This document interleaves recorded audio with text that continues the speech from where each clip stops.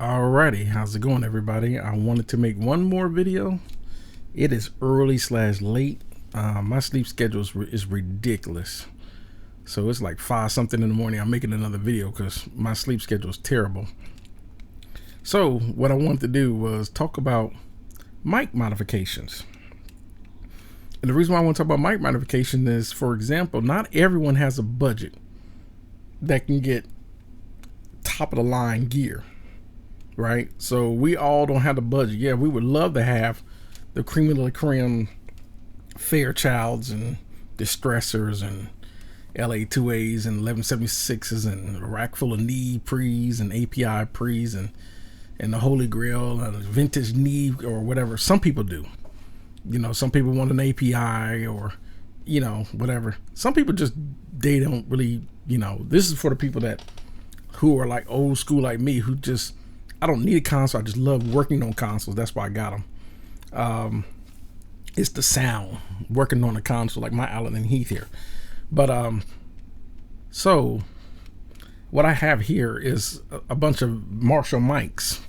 I got quite a few Marshall mics, and like this one, even though this one has a transformer in it, have any of y'all ever opened up your mics just to be curious? Because they're real easy to do. You just screw them apart and they come off.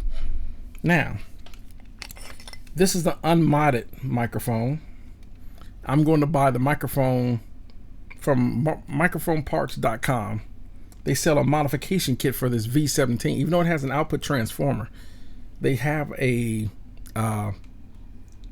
kit that you can really, let me tell you. Now, well, let me finish my statement. I have a bad habit of not finishing my statements.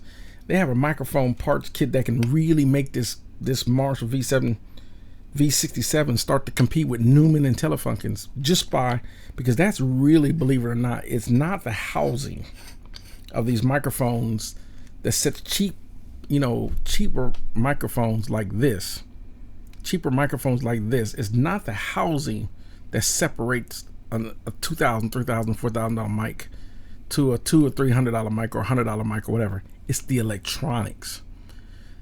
A lot of those microphones have better capacitors and so forth. Some of them are tube and everything and so forth like that. So these right here, this one right here has, I'll open it back up. You may not you may not think, but the electronics is the big key to all analog warmth. It's the type of electronics being used. That's the secret sauce. So in here, open it up, you can see the capacitors in here. If you know anything about electronic circuits, these are really, really small capacitors. They're not. And part of your signal, if you ever think about like an EQ or anything like that, or anything that produces signal, the larger the more it's the capacitors. Part of the capacitors is one of the key components. So better capacitors. This is why they always talk about recapping an analog console to give it fresh capacitors and bring that console back to life. The capacitors are a key component to the signal sound. So this microphone that I'm using now, I forgot how good this microphone is compared to how it used to sound because I put better electronics in it. I put better capacitors. I'm like, this microphone sounds a lot warmer. This one, and this is an unmodified mod, and I'll show you what I'm talking about. And this microphone that I'm using now, it doesn't even have a what can I say? It doesn't have an output transformer. I just upgraded the capacitors in it. So I'm going to switch out mics back to this microphone, and you'll hear the difference between this microphone that I modded and back to a stock mic. So here we go. Oh yeah, it's really, this microphone is really picking up the sensitivity of vibration and everything else. But man, this microphone sounds really, really warm. So I'm going to turn the volume down and switch out mics. And then I'm going to do one more mic, a couple more mics. So here we go.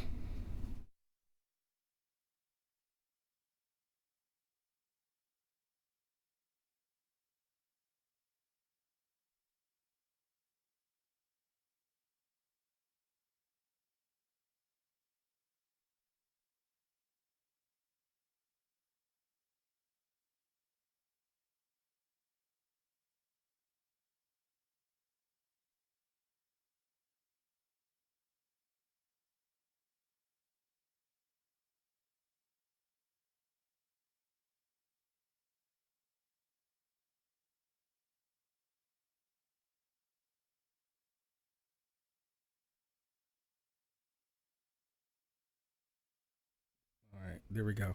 1 2 1 2. All right. Now I switched out microphones back to the stock V67, and you probably already hear a difference from this microphone. This microphone I was just using. This is the Marshall 2006, but you could probably hear that this microphone doesn't sound quite as warm as this microphone, and they're both Marshalls. It's just that this microphone, and it doesn't even have an output transformer like this one does. But one of the things that came with the kit, like these two white capacitors right here, and I believe it was another capacitor that I had to solder in. So I know I had to solder in, take out the little tin. It had little thin, tiny capacitors. Came with the kit, came with fresh new of these white capacitors right here, and one other capacitor I had to solder on here. I think it's on the back side of the board. You can't see it. I had to take the board off and solder another capacitor on the back side. And when I did that, boy, did this microphone come to life. Man, did this microphone come to life. Simply because I did that. Okay, so I'm gonna, man, this microphone sound, I forgot how warm this microphone sound. I did that because I wanted to beef up. I want to use it to record some acoustic guitar, but yeah, you can hear, or even though I'm close to the mic, this one sounds way warmer. From a mod, just a few capacitors changed the quality of this mic. So microphoneparts.com, when you modify your microphone, let's say you don't have the budget to buy $2,000 or $3,000, $4,000, $5,000 mic, just buy with little soldering skills, and a little bit of time. I think it took me maybe 30 minutes to solder in, I desoldered the old capacitors, put the fresh capacitor in there. 30 minutes, this microphone was back up and running, and I could hear the difference. I was like, oh man, that's a night and day, the way that microphone sound. So I'm gonna do one more comparison, and I'm gonna talk about this one right here. This microphone right here is a stock Marshall 990. This is probably one of the most affordable microphones that's usable for studio use and recording, in my opinion. Let me see here, make sure.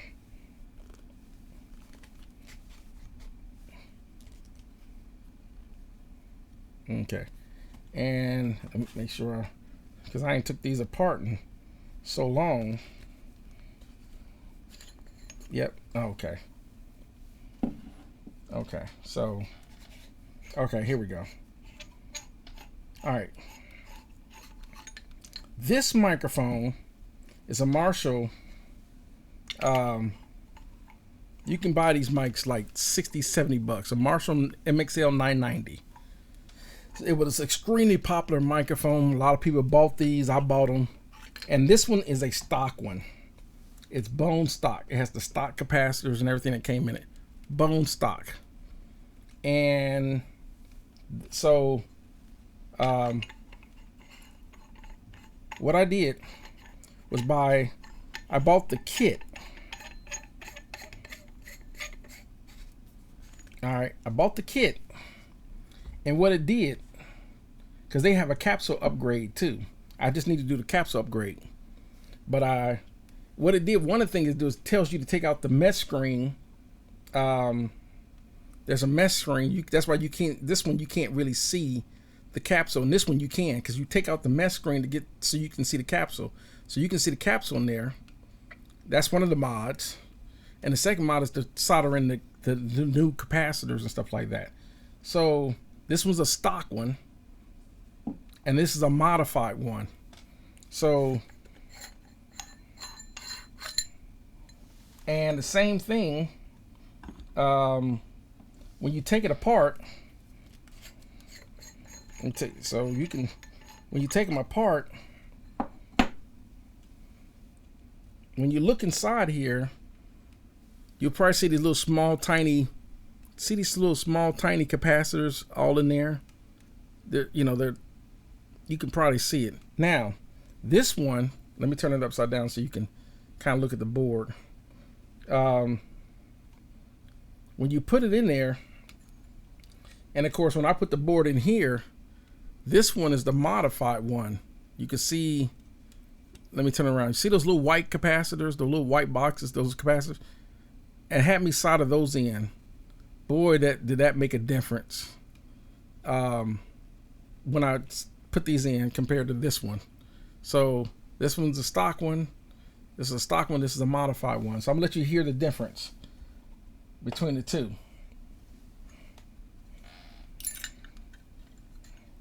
Okay, so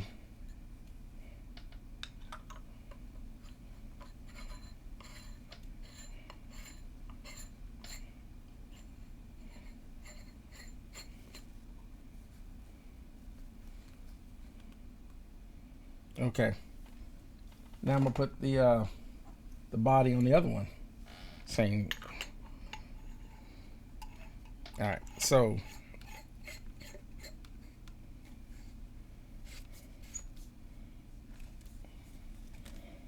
okay. So this is the stock one, and this is the mod. I'm gonna let you hear the stock one, then I'm gonna let you hear the modified one. So here we go.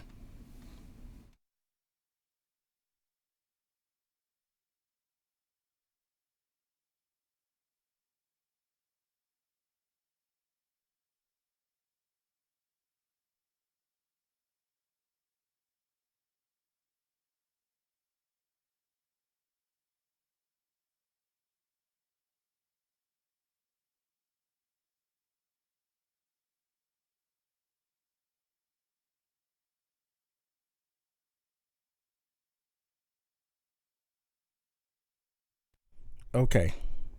This is let me watch my. Okay. This is the, let me put this pop filter in front. This is the stock one. This is what the stock MXL 990 sounds like. So make sure I do volumes and all that. Yeah. So this is the stock one, and yeah, I'm gonna give it as much tube saturation with this preamp as possible. But yeah, this is the stock one, and it's usable. You can use it on sources. So it depends on what you want to use it on. So this is a stock one, stock MXL 990, and it's just decent. It sounds decent. It's usable. All right, let you hear the modified one.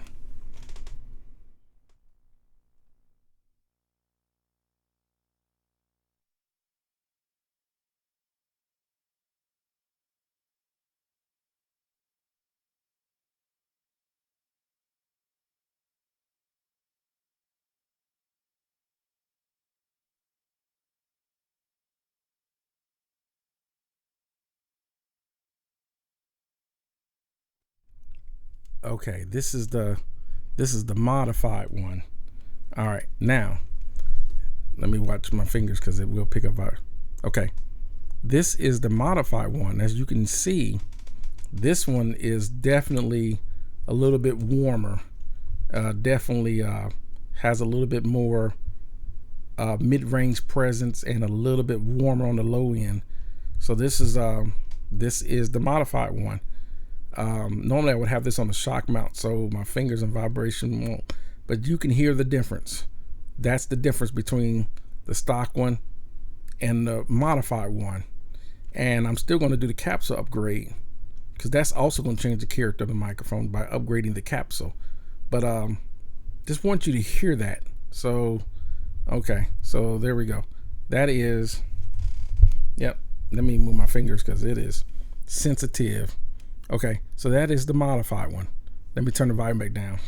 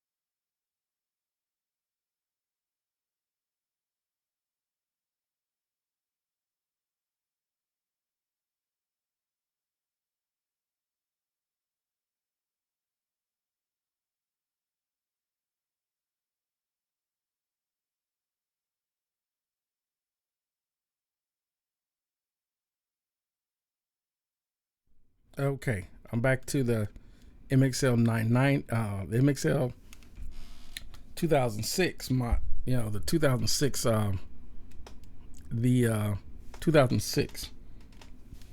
So it's the Marshall MXL 2006. Trust me, it did not sound like this when I first got it. It sounded more like the V67 that I was using. It was a little thinner, it didn't sound quite as warm. So this one definitely has more warmth to it, and it's simply because of just changing the capacitors. So just wanted to, this is one of the things that you can do with lower price mics. Just upgrade some of the electronics in it, and it will definitely give you a little bit more edge. And so that, along with modifying your mics like that, getting some good quality some upgraded electronics and lower price microphones like this, because I think I paid $90 or something like that on eBay for this Marshall 2006, and I knew about modifying, because that's one of the secrets that is told in the industry. You may not know this, but even the most expensive gear out there, like a Neve console or a Pultec EQ, it could be a GML EQ, or it could be 1176. It could be a doesn't matter what kind of outboard gear, whatever. A lot of times, if they sell modification parts to them, it's like me when I bought my Clark Technique KT2A LA2A style compressors. I upgraded the opto cell in it, and it makes a difference. Those are things that are done. So some studio people don't know to do that. People that they can open up a large commercial studio and have an SSL and all the outboard gear, but their stuff is the stock stuff from the factory.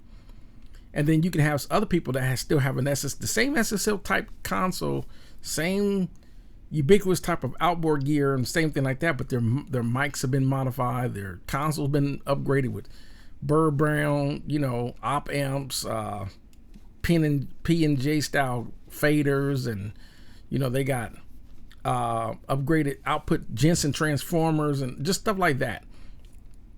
And then their outboard gear, same thing, they got upgraded tubes. Like me, I put all Mullard and the other one, like Mullard's one. That's one of the first things I did, is take out those stock tubes and put in Mullard's. Like Mullard's and the other brand tubes, and all my preamps. Like this one has a modified tube in it. I don't have a stock tube. A lot of those tubes for art and companies like that, they're a Chinese brand. But I got the, like the groove tube and some German tubes and all that. That's another thing that I did to my gear. Upgraded the tubes in them. I upgraded the electronics in some of my microphones and things like that. It's just the little things like that that help you. That's what's giving some of these studios the edge in their sound. It's like, man, why that studio sounds a little bit better than that one? Why, even though they have gear, but man, that studio sounds amazing. Well, that's the stuff they're doing. These are secrets. So now you know. These are little things that people don't know to do, but now you know to do. So if you have like a Marshall, like for example this Marshall MXL 90, do the mod on it. There's a mod kit for this. It makes this microphone sound night and day. It makes it sound better. I ain't gonna say like night and day, but it definitely sounds better. The modded one definitely sounds better. I already did a test, especially on guitar and acoustic guitar, when I used this modded MXL 990. It was like, man, the guitar sounded so much better. So, especially going through one of my higher quality preamps. So there you have it. So that's gonna do it. Thanks for watching. Y'all have a great one.